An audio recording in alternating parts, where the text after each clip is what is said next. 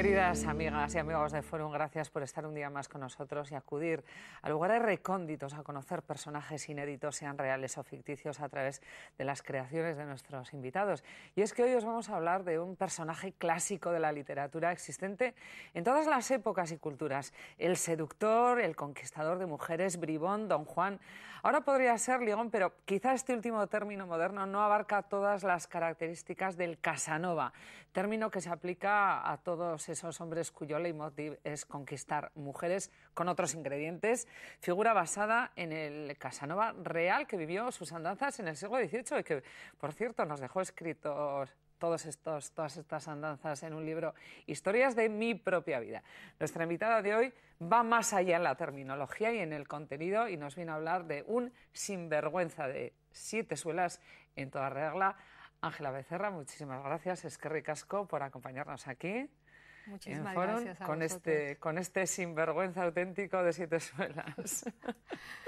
Sí, la verdad es que es un personaje que para mí fue muy gustoso de preparar, ¿no? El ir perfilando este hombre que viene de la nada absoluta, de la miseria absoluta, y que además es una persona inteligente y utiliza toda su inteligencia para convertirse en lo que se convierte, ¿no? En este sinvergüenza. Sí, porque, como decíamos, la terminología es importante porque realmente este tipo de conquistadores además son amorales, faltos de escrúpulos, tienen ingredientes también en el mundo laboral, en el mundo, o sea, por conquistar también están rodeados de otros intereses, vamos a decir, ¿verdad?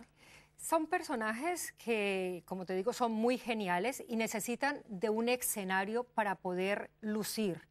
Este personaje realmente era un niño aparentemente normal, simplemente no tenía nada, se enamora de una chica, esta chica es imposible para él y él decide demostrarle a ella que él sí era digno de ella.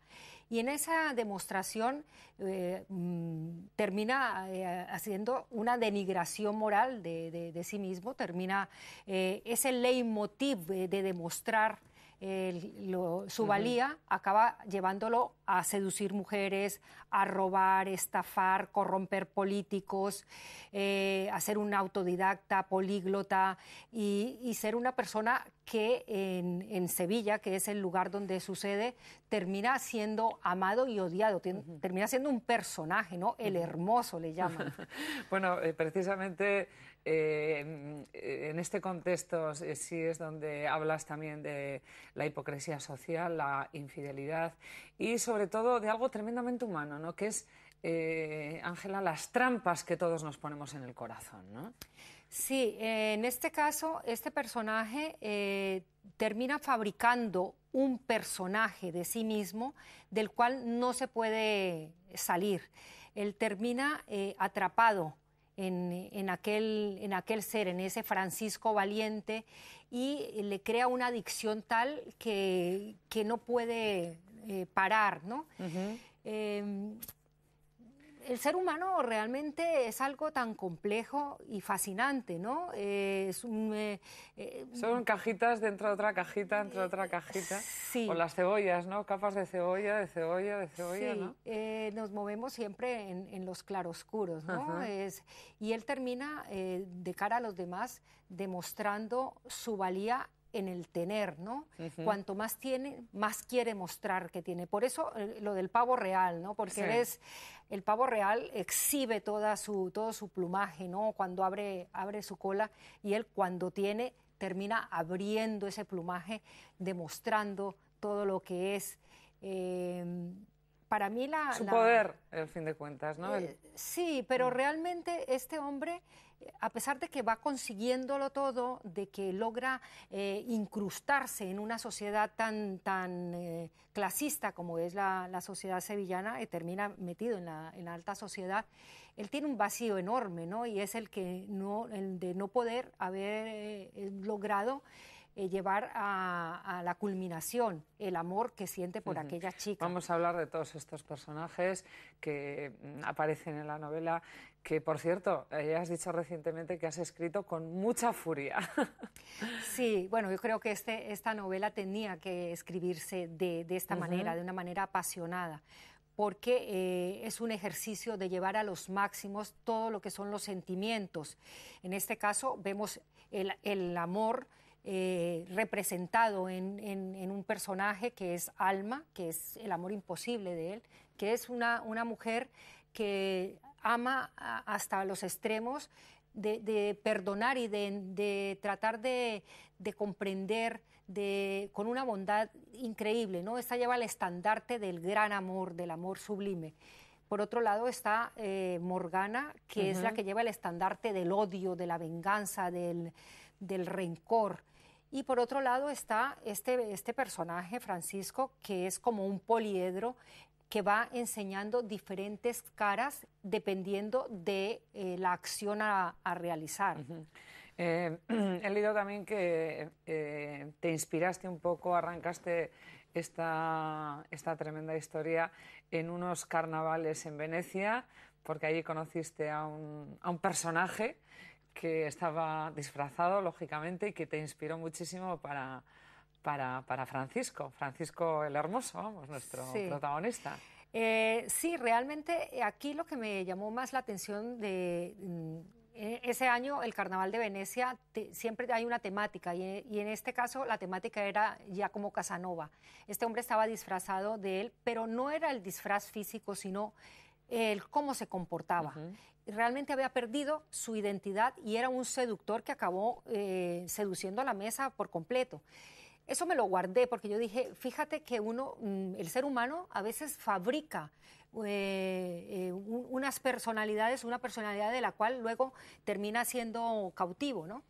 Y luego conocí un sinvergüenza absoluto que estaba seduciendo en ese momento a 7 mujeres y las seducía con los mismos mensajes, con las mismas flores, con los mismos libros. Además, realmente le faltaba un poco de imaginación y yo pienso que era para no perderse, ¿no? ¿A quién le dije qué? Entonces se unieron estos dos personajes y se creó Francisco Valiente, pero solo se creó una parte de Francisco Valiente. Luego, aquella otra parte, en el desfile, en los medios de comunicación de todos estos sinvergüenzas que están esperando todavía ser juzgados, pues se acabó de redondear ese personaje. La verdad es que esta novela, digamos que es de altísimos contrastes, es de máximos odios, máximos amores. Por eso cuando digo que la escribí con furia es que me lo pedían los personajes, ¿no? Iban a por todas. Y eso me llevó a gozármela al máximo, a sufrirla también al máximo. No es una novela que se mueva en los grises para nada.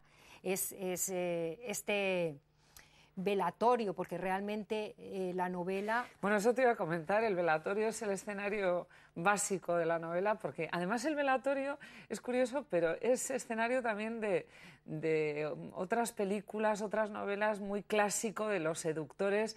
Y estaba acordándome de esta película protagonizada por Ugo Tonacci, Demasiadas cuerdas para un violín, no sé si la has visto, que al final aparecen en el velatorio todas las que han sido las seducidas, todas llorando y ninguna se conoce una a la otra. Sí. Bueno, es una escena tremenda. No la he visto, pero yo buscaba, digamos, un momento en el cual él tuviera que hacer una reflexión sobre sí mismo, que se le pasara su vida, ¿sabes?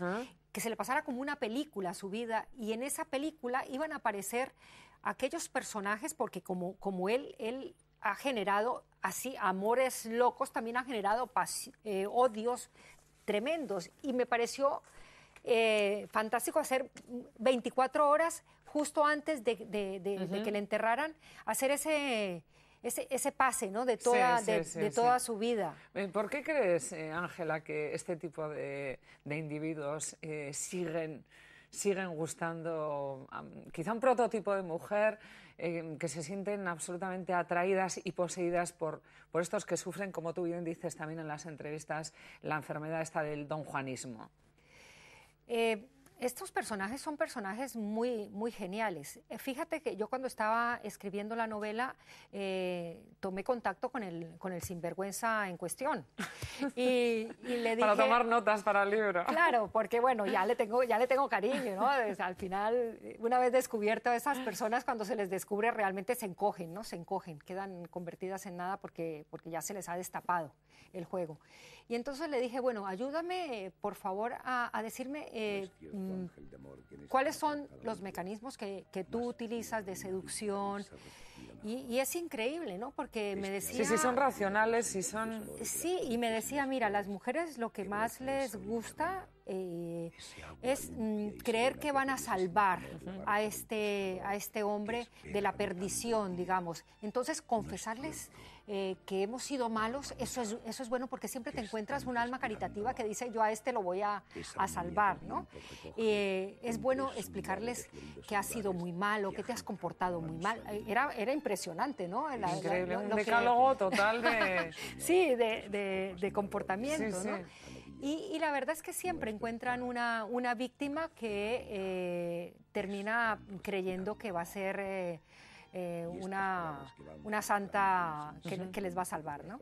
De hecho, bueno, en el libro hay varias citas del auténtico Casanova, pero también de otro escritor que, bueno, podemos ver cierto paralelismo, digamos, en la aplicación de la estrategia del donjuanismo, que es Maquiavelo, que lo citas, y como bien dices en una frase, porque intentan disfrazar las propias inclinaciones y desempeñar bien el papel del hipócrita, ¿no? Es un poco sí, esa... Claro, él es realmente un hipócrita, pero es que además este personaje que tiene una doble moral muy marcada, es un padre de familia impresionante, tiene 7 hijos, que por cierto, entre las dos parejas, porque Alma cuando se casa también terminan compitiendo en la cantidad de hijos que van a tener. Por un lado, él quiere demostrar que tiene una familia perfecta, que es un perfecto esposo, perfecto padre, es hermano mayor, tiene una cofradía, va vistiendo sus vírgenes y tiene un tema religioso como muy marcado, y por el otro lado es absolutamente lo contrario, ¿no? O sea, va coleccionando mujeres, que termina comprando pavos reales cada vez que desvirga a una mujer, y que además la mujer Morgana, del odio que le tiene, pues le empieza, en una cena le cocina un pavo real. Bueno, eso te iba a comentar, que toda la novela está impregnada de un gran sentido del humor, de la ironía, y sí tiene cierto toque también, no sé si te lo habrán dicho, de guión de Almodóvar, ¿no? Hay un punto también como de... no sé, algún personaje que podría aparecer, por ejemplo, ¿no? En Mujeres al borde del ataque de nervios, de estos Don Juanes, así como que rodeados de mucha tensión, de mucho humor a la vez, ¿no?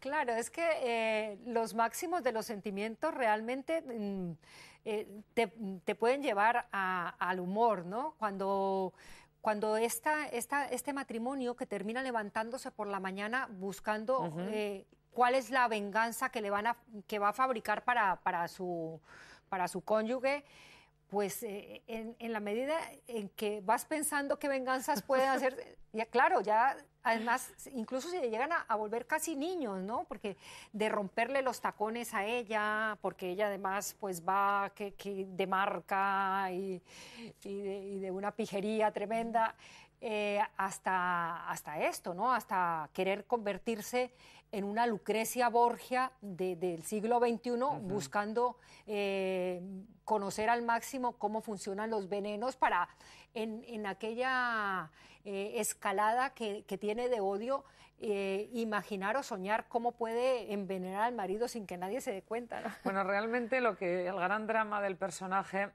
para contar cosas y otras no, el gran drama de Francisco es precisamente este amor que es Alma, y que, bueno, de alguna forma es todo lo que él desencadena también es una venganza porque ella no ha optado por él, ¿no? Es una especie como de fichas que que se van cayendo, que él va desencadenando porque ella... Claro. Porque quiere vengarse de ella, ¿no? Claro, es lo que comentaba, el leitmotiv que le lleva a todo es la venganza y el demostrarle a ella. Y para eso él se incrusta en la vida de ella, que esto no pasa nada, termina casándose con el marido de ella, con la hermana del marido, para de esta forma... lo tiene que ver cada día, quiera o no. Bueno, Ángela, también el escenario tenemos que hablar de él porque es Sevilla. ¿Por qué has elegido el escenario de esta ciudad concretamente? Porque me lo pedía la historia, ¿no? Realmente esta novela es de altos contrastes, no juega en los grises y Sevilla es una ciudad de altos contrastes, ¿no? Ya la idiosincrasia sevillana es de máximos amores, máximos odios. Es una ciudad que se mueve entre lo pagano y lo sagrado, los ritos que tienen, la Semana Santa, el Camino del Rocío, la Feria de Abril, la maestranza, toda esa amalgama de cosas la hacían muy, muy gustosa para escribir sobre ella, ¿no? Es una ciudad en donde el sol cae y marca mucho la luz y la sombra, y esta es una novela muy luminosa, ¿no? Y como es muy luminosa, también es de alto contraste. Entonces, la ciudad era perfecta, ¿no? Mágica, es una ciudad donde pueden pasar precisamente del idealismo mágico, que te provocaba un poco este término de idealismo mágico, esta ciudad, también un poco de donde provienes, ¿no? De Colombia, quiero decir, que también puede ser un lugar donde de otra forma también posee también este idealismo mágico, ¿no? Sí, la novela de hecho tiene unos pasajes en donde la magia entra para estar al servicio de las emociones de los personajes, para remarcarlos. Hay un momento en la novela en que Alma, por ejemplo, está en el Parque de María Luisa, en la glorieta de Bécquer, está esperando que llegue aquel niño que ya es un hombre, claro, y se empieza a hacer de noche y empieza a hacer frío y ella llora. Y el sauce llorón que preside la glorieta de Bécquer empieza a llorar con ella literalmente e inunda el Parque de María Luisa, ¿no? Este llanto de ese sauce llorón está acompañando esa solitud de ella, ¿no? Y bueno, luego están los pavos reales que realmente tienen un punto humano, terminan siendo casi el ejército que está a las órdenes de este hermoso, ¿no? De este Francisco Valiente. La ciudad se hace de noche, cuando él muere, etcétera. Sí, bueno, sí. Vamos a hablar también de ese personaje importantísimo que es su mujer. Porque antes estábamos comentando cómo has tenido que protegerte para que este personaje no te quite todas sus energías, y no me extraña porque es súper potente. Sí, además con un nombre sí. También Morgana, porque claro, sí, el nombre también se las trae, ¿no? Sí, ya quiere decir, ¿no? lo que es. La verdad es que cuando tú empiezas a escribir una novela, hay un punto de libertad que tiene la novela. Tú la diriges, pero porque la novela es muy suya, la novela es un ente que empieza a tener vida propia y tienes que pactar con ella prácticamente para que ella se sienta, parece que fuera una persona, como lo hablo, pero es realmente así. Tienes que pactar con ella para que ella crea que es la que va llevando toda la batuta de la historia. Pero al final tienes que marcarle y decirle, no, yo soy la que mando aquí. Entonces, en hacer esta novela apareció el personaje de Morgana, que yo pensaba que iba a tener cierto protagonismo, pero no lo que iba pidiendo el personaje en la medida en que fue saliendo. Hay capítulos, por ejemplo, en donde ella sabe que de repente va a entrar a hablar Alma y decide quedarse otro capítulo más hablando. Y dice, no, esta historia merece un capítulo más, tratando de no perder el protagonismo, ¿no? Porque ella es un personaje muy fuerte. Además está llevando todo lo que es el estandarte del odio. Y en el odio y en la venganza hay unas tonalidades que de cara y la revancha también al escritor es muy gustoso. Sí, entonces sí. Era difícil, había que tenerla un poco amordazada para que no no se comiera para que no se comiera la historia. Sí, sí. Bueno, y luego también analizando un poco también un personaje que tú siempre procuras meter en todas tus novelas, que es el personaje fetiche, un poco el personaje que hace la reflexión sobre la vida, un poco. ¿Este podría ser Beltrán en esta novela? ¿O es otro personaje? No, es un outsider, ¿no? Es un personaje, un vagabundo que está más allá de la vida. En este caso entra un momento cuando está Alma precisamente en ese llanto con el sauce y le dice 2 o 3 cosas y sale otra vez y se esfuma, ¿no? Tiene como la filosofía de la vida. En cada novela siempre aparece. La verdad es que en la primera novela que escribí apareció porque era necesario, y en la segunda volvió a aparecer y ya dije, mira, le tengo cariño y aparece. A veces es una mujer, hay en una novela que aparece, es la loca Margarita, que de loca no tiene realmente nada, es la más cuerda, ¿no?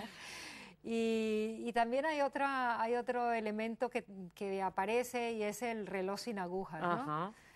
Es que es un tema que tengo como muy... Como fetiche, ¿no? Sí, bueno, empezó con que me regalaban relojes y yo con una lupa le sacaba las manecillas, porque siempre estamos marcados por el tiempo, ¿no? Cuando quieres que se detenga porque estás en un momento maravilloso, dirías que no pasara, ¿no? El tiempo, o cuando te quieres apartar de algo que te molesta, pues que corriera, ¿no?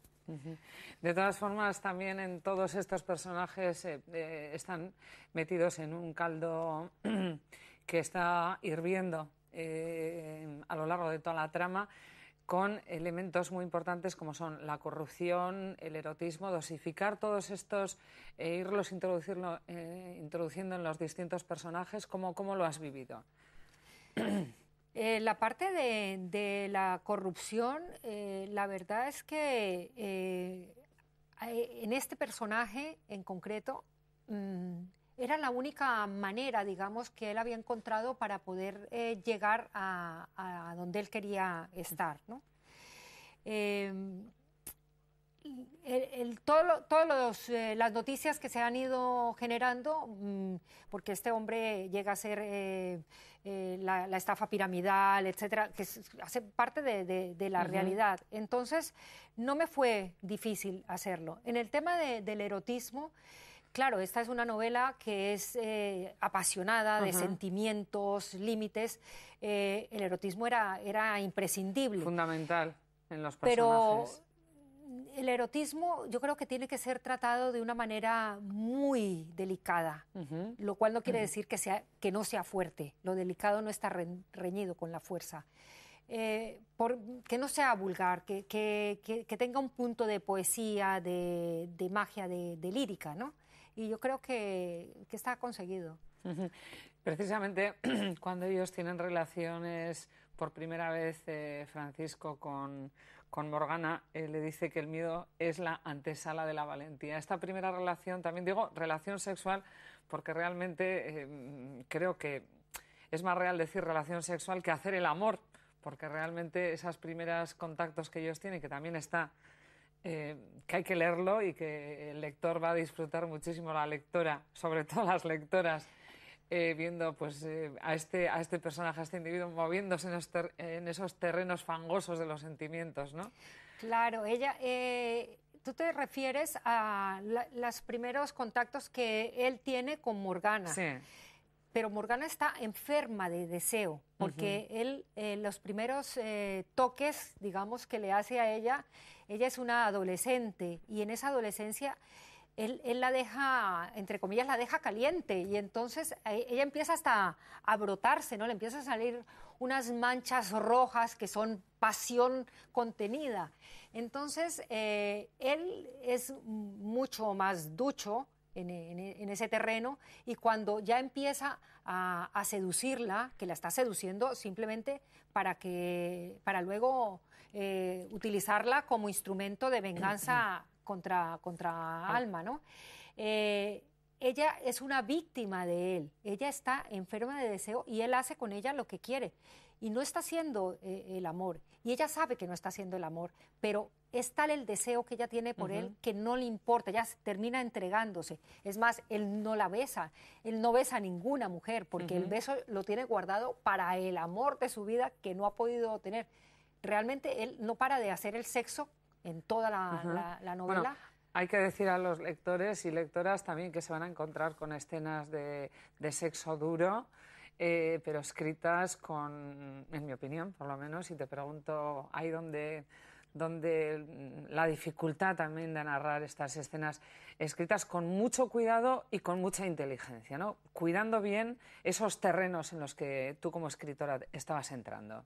Sí, yo creo que las apariciones, de los episodios que hay de sexo, son, primero, están justificadísimos.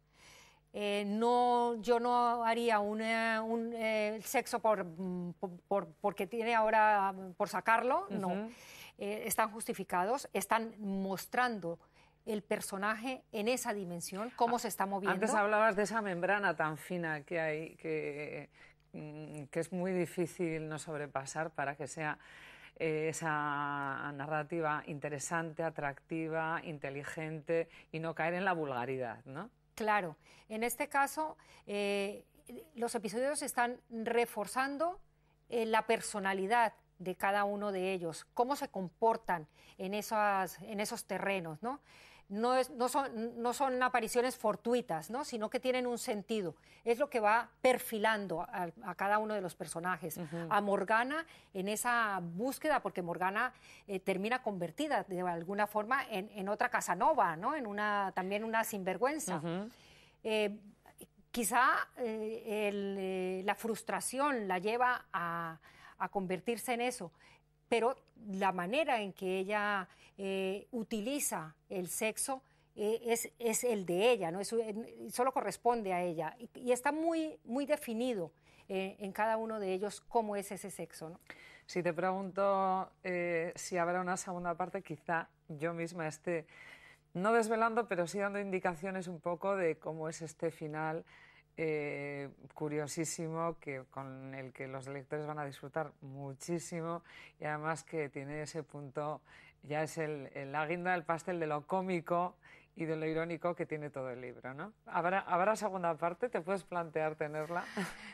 Bueno, y yo realmente te digo que de todos los libros que he escrito, normalmente cuando acabo el libro los personajes empiezan a dormirse, hasta diluirse, ¿no? En este caso están muy vivos. Ellos, he acabado la novela realmente hace poco, pero que ya a estas alturas tendrían que empezar a dormir y no están dormidos todavía. Todavía me van despertando por la noche. Entonces no sé si tenga una segunda parte, no lo sé. Yo creo que te piden más caña, te piden más. Hombre, había podido tener esta novela 1000 páginas seguro, porque de anécdotas hay cantidad que se han quedado fuera, ¿no? Oye, y de todas formas, con toda esta historia, esta trama, estos personajes todos mezclados, además, como decías, en esa Sevilla mágica de los pasos, de la religión, de esa aristocracia un poco decadente, ¿no? De fiestas, de todo esto. ¿Qué lección podemos sacar de la realidad, Ángela? En el fondo, esta novela es una denuncia a la doble moral, a la falta de escrúpulos, a que los seres humanos a veces tienen unas zonas muy, muy oscuras, ¿no? Y indagar en ese fondo oscuro y llevar a presentarlo también hace que la gente se cuestione, ¿no? Hasta qué punto somos buenos, hasta qué punto somos malos, dependiendo de la vida que vivimos o de las circunstancias que nos llevan a un lado o al otro, ¿no? Sí, porque el personaje más bueno, que es Alma, fíjate que además qué nombre más puro le has puesto, está exenta de todo, o sea, es pura, porque aquí también es una pregunta que la vamos a dejar en el aire, pero quizás la gran pregunta, ¿no? Bueno, si lo puro es absolutamente puro en el libro o también está tocada por el ácido de la maldad y de la venganza, ¿no? Yo creo que Alma, hay un momento en la novela en que se desnuda totalmente. No vamos a decir dónde, porque hay que leerlo. Y enseña esa otra parte también. Bueno, pues ha sido un verdadero placer. Te esperamos siempre aquí no sé si con otro sinvergüenza, quizá el mismo, pero seguro que con otra interesantísima historia que contarnos. Muchas gracias, ha sido un placer también. Bueno, y a vosotros recordaros que en el amor todas las cumbres son borrascosas. Lo decía Maquiavelo y además está recogido en el libro, pero no os vamos a decir dónde porque para saberlo hay que leerlo. Eskerrik asko, agur.